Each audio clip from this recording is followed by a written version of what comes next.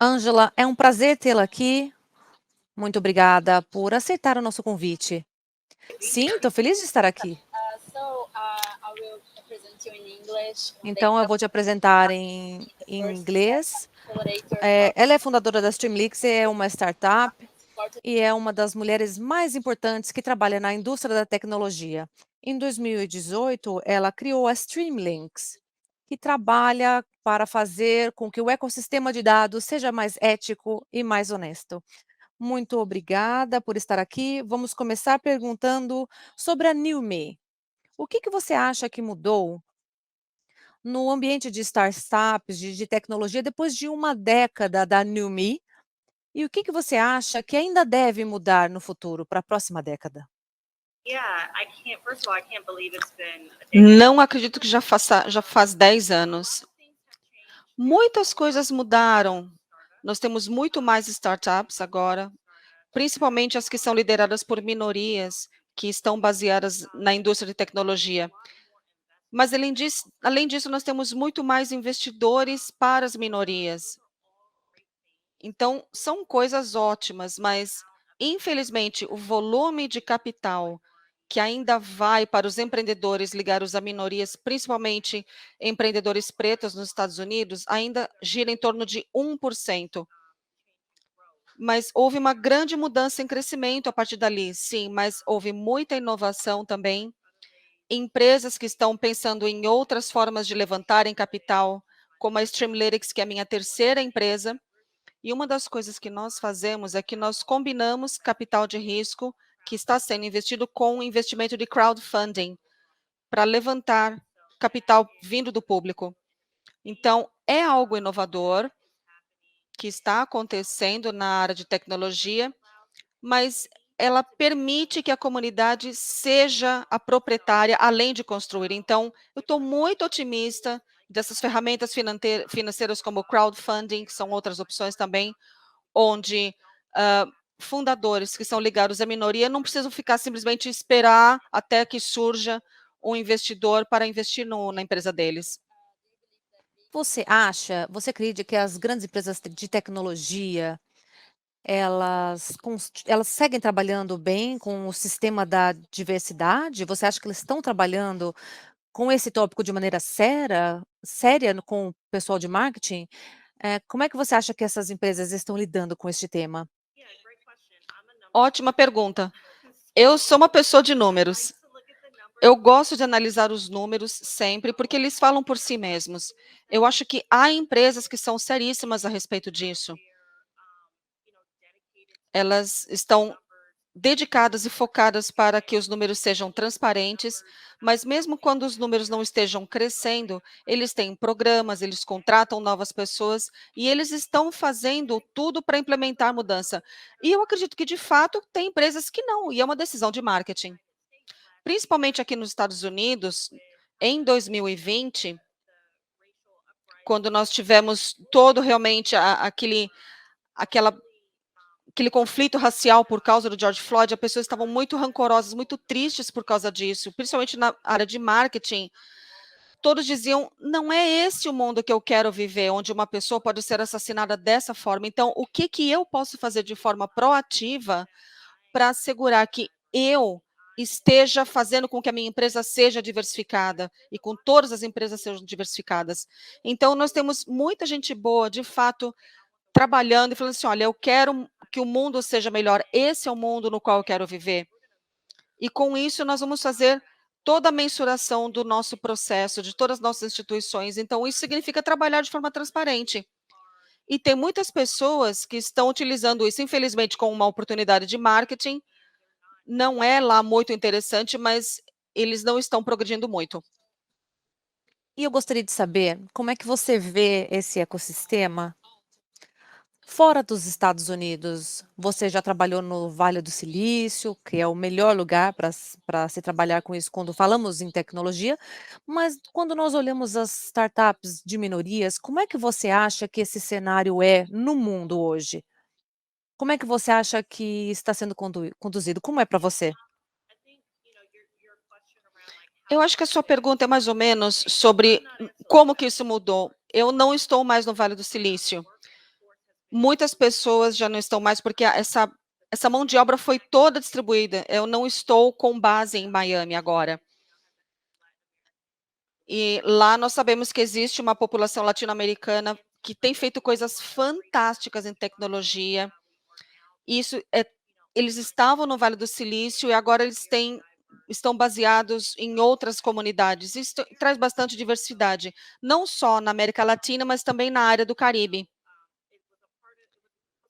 Foi um ecossistema que eu, pessoalmente, queria fazer parte dele, simplesmente pelo fato que é muito mais diversificado. E aí nós temos mais oportunidades de construir uma indústria diferente de tecnologia, diferente da do Vale do Silício. Pode ser diversidade primeiro e também inovadora. Então, muitas das mudanças que Miami tem implementado, que deixa a gente muito animado, é que nós temos muitos outros países, por exemplo, como Suriname, até outros países como Israel e outros países na África também. Então, o que é mais interessante nesse ecossistema de tecnologia é que, de fato, é um ecossistema global. O lance do Vale do Silício é que ele não é um ecossistema global. Então, eu acho que a gente consegue aprender muito e a gente consegue acolher o que aconteceu na pandemia. E é uma ideia que agora todos nós estamos espalhados. Você não precisa estar obrigatoriamente estar no Vale do Silício recebendo outras culturas, recebendo outros tópicos. Mas aqui na Streamlytics, por exemplo, nós temos pessoas de países, pelo menos 3 países diferentes com os nossos produtos. Então, não é necessariamente uma tendência, eu acho que isso está aqui para ficar, porque muitas empresas agora estão construindo ou trabalhando em cima dos seus business em cima disso. Perfeita. E eu gostaria de saber um pouquinho mais sobre o Brasil, porque nós não somos um país top em inovação. Nós temos pouca diversidade dentro das startups. Com relação com relação à diversidade, como é que você acha que isso pode ser alavancado no Brasil? É normal ter uma expectativa alta a respeito disso aqui? Sim, eu acho que é possível, sim. Porque uma das maiores coisas sobre sucesso ou tecnologia é que se você de fato precisa ver as pessoas como você vai ver que isso é possível. Ou seja, isso se torna mais importante de pessoas como eu, por exemplo, pessoas como o Marcelo, que estejam lá fora à frente com as pessoas, falei assim: "Olha, puxa vida, essa pessoa tem um background semelhante ao meu, ou ele parece comigo, ou fala como eu, então se ele consegue, eu também consigo". Então eu vejo que isso é possível sim, e você cultivar pessoas que tenham essas ideias, realmente é um ótimo início. Então é simplesmente você ter uma boa ideia, e você assegurar também que eles estão tendo o treinamento em startup, e que eles têm os recursos necessários para crescer. E colocar isso, emparelhar isso com outra pessoa que cresceu como você ou tem as mesmas ideias que você. Qualquer coisa é possível quando você consegue misturar essas 3 coisas com capital. Legal. Como eu disse no começo, depois do New Me, você quis criar Streamlinks, com foco no uso ético, é claro, de dados, como um tópico muito importante, como nós já sabemos. Mas eu gostaria de saber como é que essas 2 experiências se conectam. Como é que elas se juntam? Como é que você vê Streamlinks com a New Me juntas? O Eu gostaria de escutar um pouco de você, como é que vocês lidam com relação aos dados, esses sistemas de dados que são influenciados pela falta de diversidade? Como é que isso influencia a vida das pessoas de minoria? Ótima pergunta. A Neumi foi um pouco diferente, porque a gente estava, de fato, ajudando startups vindas de minoria a se tornarem bem-sucedidas, e nós tivemos 47 milhões de dólares em injeção de capital. Então, realmente, o foco era as pessoas. E aí eu sempre pensava: "Tá, depois da New Me, o que que eu quero fazer?". O que eu quero fazer é algo que seja um pouco menos focado em empreendedorismo, mas mais focado na criatividade, em alguém que está criando algo. Então, quando eu busco ideias diferentes, eu sempre penso realmente uma mentalidade global. Então, o que está acontecendo no mundo? no que tange oportunidades. E eu vejo uma grande conversa sobre privacidade de dados e existe realmente uma grande necessidade de propriedade de dados. Primeiro, porque é a coisa certa a ser feita. Mas, dois, quando a gente pensa em inteligência artificial, do jeito que o mundo está indo e como os algoritmos estão tomando decisões agora, e colocando muitas coisas nas nossas sociedades, então, se esses algoritmos não forem treinados em diversidade, que eles de fato reflitam o mundo que nós vivemos, nós teremos a IA que não será precisa. E nós temos casos como, por exemplo, o reconhecimento facial, onde realmente está acontecendo de a polícia não estar identificando as pessoas corretamente, então isso precisa ser refinado. Ou nós poderemos ver também coisas que, por exemplo, uma mulher, ela se candidata para ter para ter um cartão de crédito, mas ela não é aprovada e o marido é aprovado. Então, isso é um caso que aconteceu com a Apple.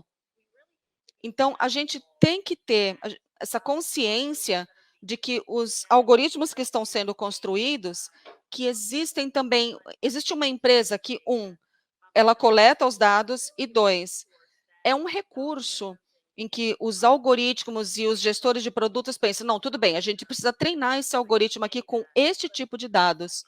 Mas, espera um pouquinho, a gente precisa se assegurar que a gente não vai ter nenhum tipo de problema ético e que ele, de fato, mostre um algoritmo justo, de acordo com o que nós estamos lidando hoje, e que as empresas lidem com esses recursos que sejam dados que possam treinar os nossos algoritmos corretamente.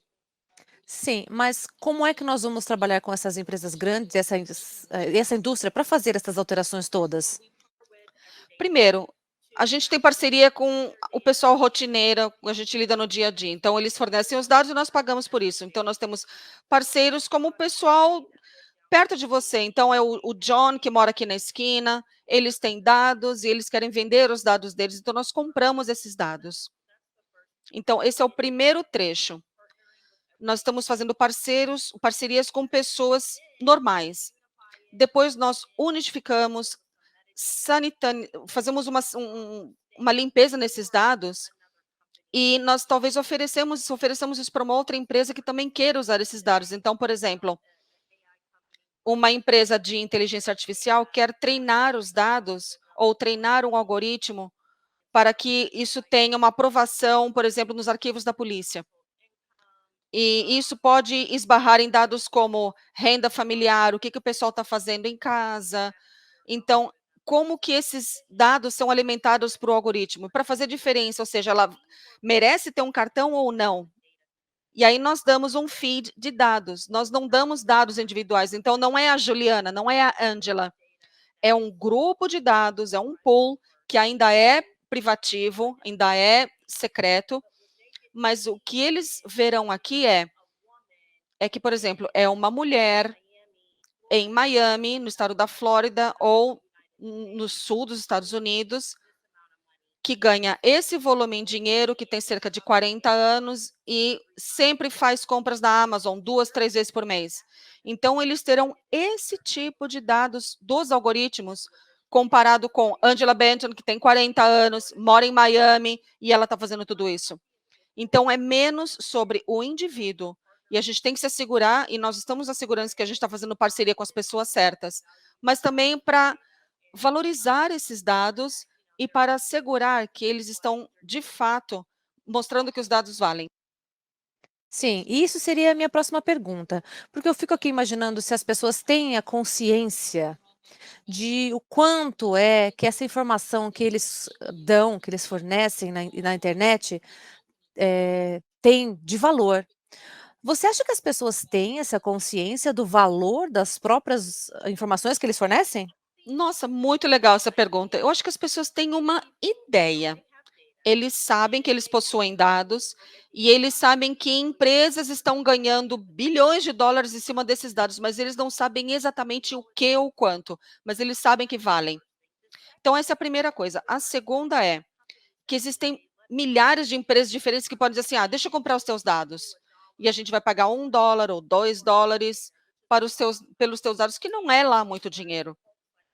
Os vendedores o que nós trabalhamos, nós temos algoritmos proprietários que utilizam esses dados de maneira mais apropriada, de uma maneira mais empoderada. Então, nós temos o curso de dados. Então, se os seus dados vêm da Amazon, por exemplo, a gente pode ver a Amazon como uma empresa pública. E nós vemos o valor da empresa e quantos dados que a empresa possui. E aí nós temos uma avaliação de pontos de dados para dar um valor para esses dados. Então, nós vemos os dados que você está fazendo upload e falamos, olha, tudo bem, esse volume de dados versus a avaliação que nós fizemos, é isso que a gente vai pagar pelos teus dados. Então, a próxima pergunta muita gente faz, quanto que as pessoas ganham quando eles vendem os dados? E varia. Nós temos pessoas que nós pagamos, por exemplo, $400 e outras nós pagamos 30, $20 ou algo aí no meio desse valor, porque de fato tudo depende com qual frequência você entra naquele sistema e sobe os seus dados. Então você tem todo o controle como consumidor e como parceiro, como dono desses dados, e é quanto que você quer ganhar em cima. Ótimo.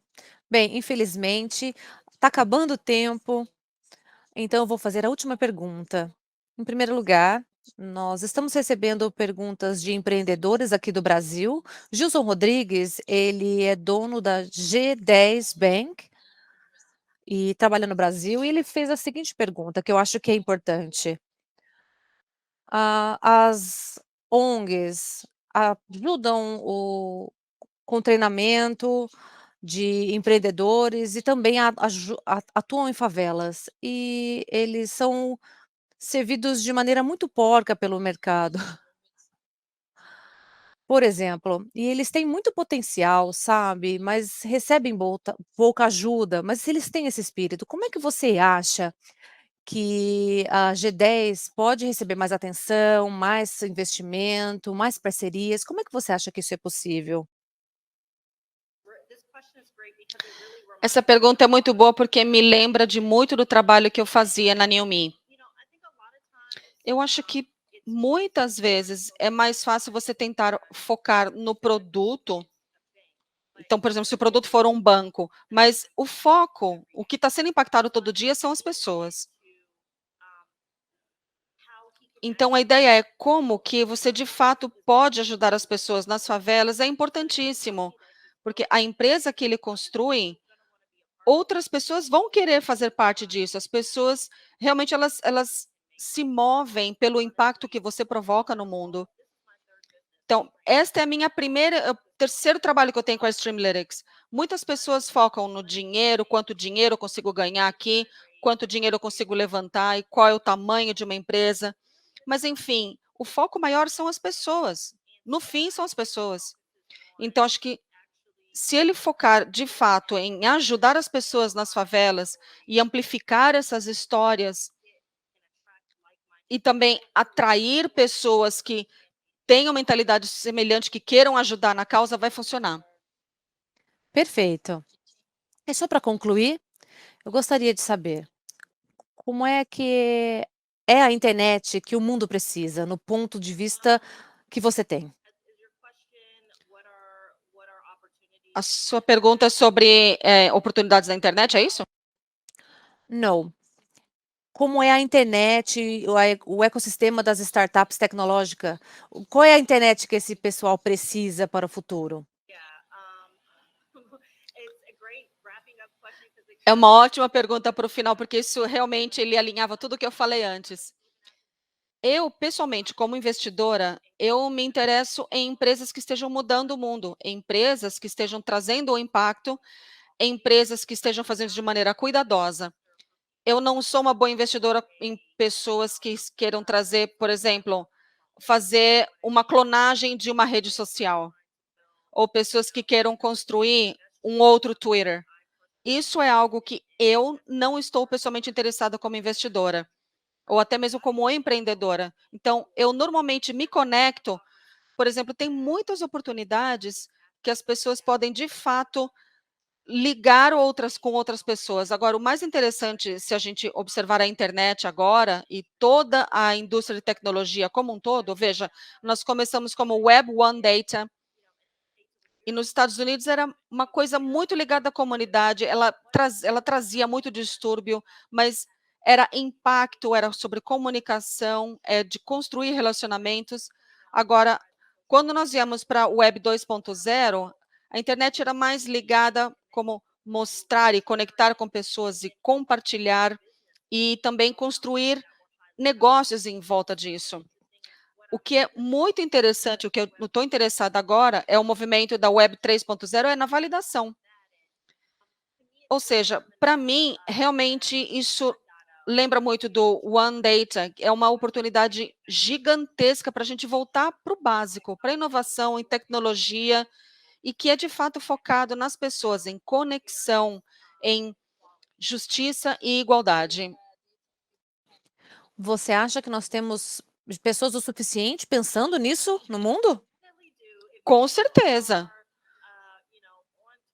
Se você está no Twitter ou no YouTube, tem muito conteúdo lá que você pode se animar muito, pode ser muito interessante. Nós temos o movimento D5, que fala sobre descentralização, esse movimento de descentralização. Então, tem muita oportunidade lá fora. Então, se eu, por exemplo, se eu trabalhasse num país como o Brasil, eu comecei a Streamlytics em 2018, que não faz lá muito tempo, mas mesmo naquela época eu queria fazer alguma coisa ligada à descentralização, mas ela não foi muito bem recebida como investidor. Agora, se eu fosse abrir uma empresa hoje, em qualquer lugar do mundo, seria muito focado na Web3. Então, a gente está tentando adotar muito da metodologia da Web 3.0 para crescer, que nós vamos realmente escalonar para algo melhor. É uma oportunidade fantástica para qualquer pessoa, seja no Brasil ou em qualquer lugar do mundo, para realmente dar uma olhada, para ver assim para onde que as coisas estão caminhando. Maravilha. Então, só temos mais um minutinho só. Gostaria, então, de abrir esse espaço para você dizer adeus e dizer as suas últimas palavras. Mais uma vez, eu agradeço muito pelo seu tempo e pelo espaço de debate e pela aula que você acabou de nos dar hoje. Imagina, eu estou sempre muito animada e agradecida que vocês tenham me convidado, que embora seja virtual por conta da pandemia, realmente eu estou muito ansiosa de visitar o Brasil e aprender muito sobre os ecossistemas e a tecnologia que vocês têm aí.